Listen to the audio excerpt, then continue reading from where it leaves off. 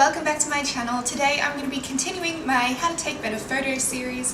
If you missed the first one, it's on how to take better photos with your mobile phone, and in this one, as the title suggests, I'm going to be talking about flat lays. Flat lays are great when you want to show a number of items in a photograph, and plus they are just so fun to put together.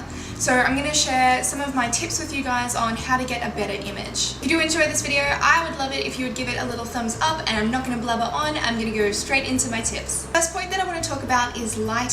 For flat lays, I personally find it tends to work best if you have nice even lighting over the whole image. I know I'm definitely lucky with where I live in the fact that I have great big windows everywhere. Natural light is fantastic for getting that even look across your photograph. You want to aim for light that's in the mornings or light that's in the afternoons, middle of the day, and early afternoon is not really a good time to be shooting. The reason for this is the color temperature of the light and how dark the shadows are going to appear. If you have an object sitting up, the shadow that it's being cast by is quite soft. If the light is that harsh early afternoon light, you'll find the shadow is quite dark. It's easier to work with that soft shadow because it's not going to cast as much across your image. Totally up to you what look you're aiming for though, because different lighting can have a different effect on the image. Next, I want to talk about focus. Typically with a flat lay photograph, the reason that you're taking the flat lay is because you want to show a number of objects in one photograph. So normally you want most of the objects in focus in your photo. If you're using a mobile phone, you'll see that most of the time mobile phones don't have a very good depth of field, so pretty much everything will be in focus for you. If you are using a DSLR though, set your aperture to a point. Now this will change depending on what your lighting is, but set your aperture to a point where everything in the photograph is in focus. Again, that's just another little thing that I've picked up. Feel free to play around with it, but I tend to find if you have items where some are in focus and some are out of focus, it looks like you've rushed the photo and it doesn't look as crisp and clean as it could look if all the objects were in focus. The point I want to make is on backgrounds. If you're just after a quick little flat lay image, just find a plain surface in your house. I don't know, tabletop, coffee table, bench top, something like that will work fine. If you're taking more flat lays or if you want to start to get a bit more creative with the background, something that I have, because I do have to take a lot of flat lays for the products that I shoot, so I have like plywood, and there's just a whole bunch of plywood sitting in my laundry at the moment, and some of it's natural, the other side is white, and then one side is black of another one. Like I've just painted them to be the colors that I want, and then I also have a big piece of pegboard as well, and one side of that is white and the other side is black, and it just gives me heaps of surfaces to work on. Some other options that you could have would even be shooting on like wooden floors or concrete, or if you like the look of marble, you can get like a marble tile. You can even find contact paper that looks like marble, so you have the marble effect without all the weight.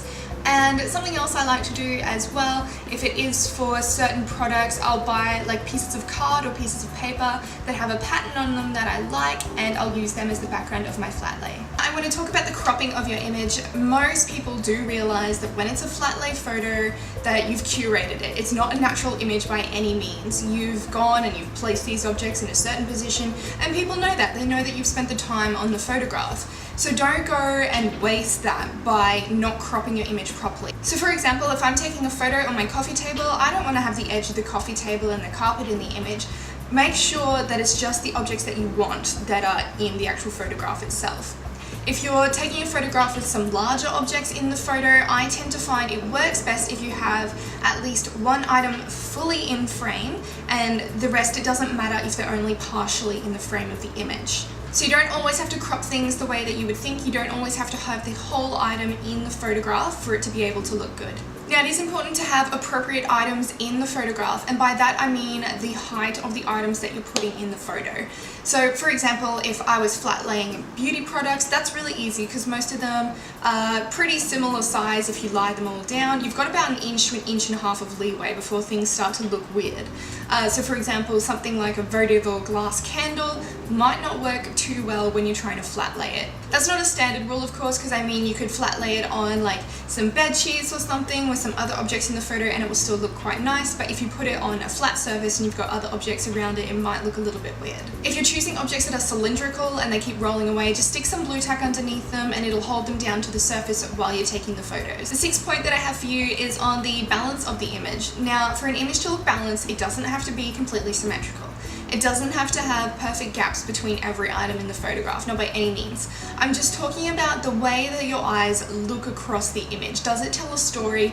Is it leading your eyes a certain direction, or are you just looking at a cacophony of objects just yelling at you from a photograph? Take your time, lay your objects down, take a few photos. If that doesn't work, move them around and take another few photos. Balance is something that is quite hard to teach. It's something that you just have an eye for. Some people are naturally really good at this, and some people aren't and do need a bit of practice. That brings me to my final point, which is practice. Flat lays can be difficult to achieve without looking overdone or looking like you've just thrown a couple of objects on the table. There is, a fine line between those 2 points, and you have to figure out where that middle ground is. I definitely suggest just keep taking photos, try different backgrounds, try different lighting, see what's going to work best for you. For me personally, I like that nice, soft morning lighting, and I usually like to have plain backgrounds unless a client has specifically requested that they want to have a colored background or a pattern background. If you take on any of these tips, I'd love to see what you come up with, so if you post it on Instagram, tag me and I'll try and come have a look, and I will see you guys in my next video. Bye!